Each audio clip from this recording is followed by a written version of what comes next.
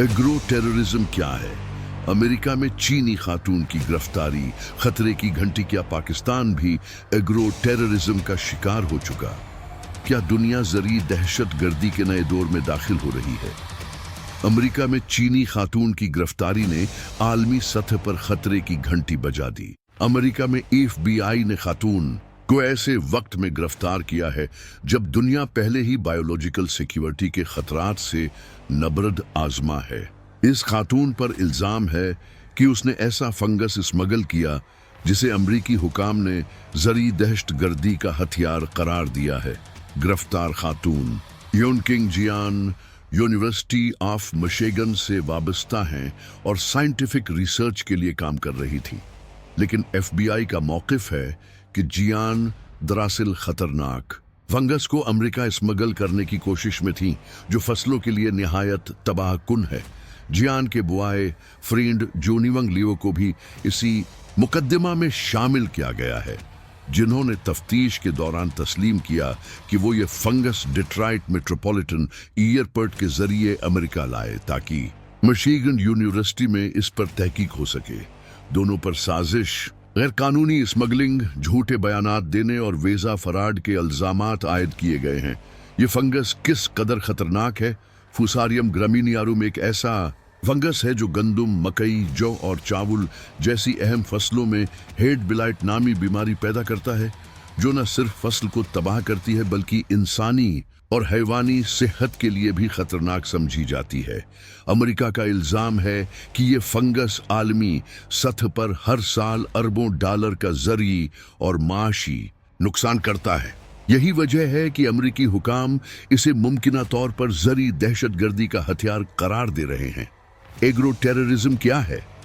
Agro terrorism दरअसल एक ऐसा तस्वुर है जिसमें किसी मुल्क की मईशत और खुराक के निज़ाम को हयातियाती मवाद, बैक्टीरिया, वायरस या फंगस के जरिए निशाना बनाया जाता है।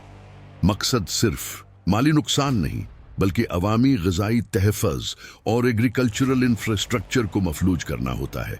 DRDO की एक तहकीक के मुताबिक ज़रई दहशतगर्दी दरअसल माशी तबाही और माशरती बेचैनी को एक मखसूस साइंसी रास्ते से जन्म देने की कोशिश है, खास तौर पर ऐसे ममालिक जहां ज़राअत मईशत की रीढ़ की हड्डी।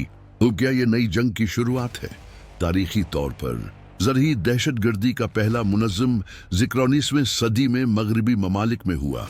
दूसरी जंग अजीम में जर्मनी ने कोलोराडो पोटैटो बीटल के जरिए बरतानिया की आलू की फसल को नुकसान पहुंचाने की कोशिश की, जिसे हयातियाती हथियार के तौर पर इस्तेमाल किया गया। आज की दुनिया में जब बायोलॉजिकल रिसर्च आलमी सतह पर हो रही है, ये खतरा और भी पेचीदा और हकीकी हो चुका है। एक मुल्क की तहकीक किसी दूसरे मुल्क के लिए तबाही बन सकती है। उस मुहलक हथियार की जनूबी एशिया में खतरे की शिद्दत क्या है? भारत और पाकिस्तान जैसे ममालिक जहां की बड़ी आबादी ज़राअत पर इन्हिसार करती है, उनके लिए एग्रो टेररिज्म एक हकीकी खतरा है। भारत में इस वक्त 173 अक़साम के ऐसे पैथोजन्स मौजूद हैं जो फसलों पर हमला आवर हो सकते हैं। अमेरिका से दरामद की गई गंदम के साथ लंटाना कमारा नामी झाड़ी भारत में पहुंची, जो अब पूरे मुल्क में फसलों के लिए खतरा बन चुकी है। इस एक मिसाल से अंदाजा लगाया जा सकता है कि बज़ाहिर मामूली बायोलॉजिकल उनसर किस तरह एक मुल्क के ज़री ढांचे को कमज़ोर कर सकता है। क्या दुनिया तैयार है? अमेरिका ने हाल ही में भारत से दरामद किए गए आमों की एक बड़ी खेप को तलब कर दिया क्योंकि वो इंटरनेशनल बायोसिक्योरिटी रेगुलेशंस पर पूरा नहीं उतरते थे। ये सख्ती शायद सख्त लगे, लेकिन 140 करोड़ की आबादी वाले मुल्क में फूड सिक्योरिटी से किसी किस्म की रियायत नहीं बरती जा सकती।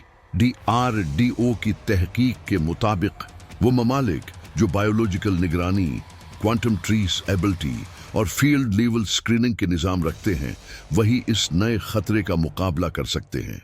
योनकिंग जियान की गिरफ्तारी महज एक कानूनी कार्रवाई नहीं बल्कि एक पैगाम है। ज़री तहकीक और बायोलॉजिकल सिक्योरिटी के दरमियान सरहद बहुत बारीक हो चुकी। जहां एक तरफ साइंसदान नई दरियाफ्तों के पीछे हैं, वहीं दूसरी तरफ दुनिया को एक नए खतरे का सामना है। ایسا خطرہ جو زمین کے نیچے اگتی فصلوں کو نشانہ بناتا ہے، لیکن اس کے اثرات معیشت، سیاست اور انسانی بقا تک پھیل سکتے ہیں۔ یہ واقعہ اس بات کی علامت ہے کہ مستقبل کی جنگیں صرف بارود سے نہیں، بلکہ خردبینی فنگس اور بیکٹیریا جیسے خاموش ہتھیاروں سے بھی لڑی جا سکتی ہے۔ زرعی دہشت گردی اب ایک نظریاتی خطرہ نہیں رہا، بلکہ ایک عملی اور پیچیدہ چیلنج بن چکا ہے جسے سنجیدگی سے لینا ناگزیر ہو گیا ہے۔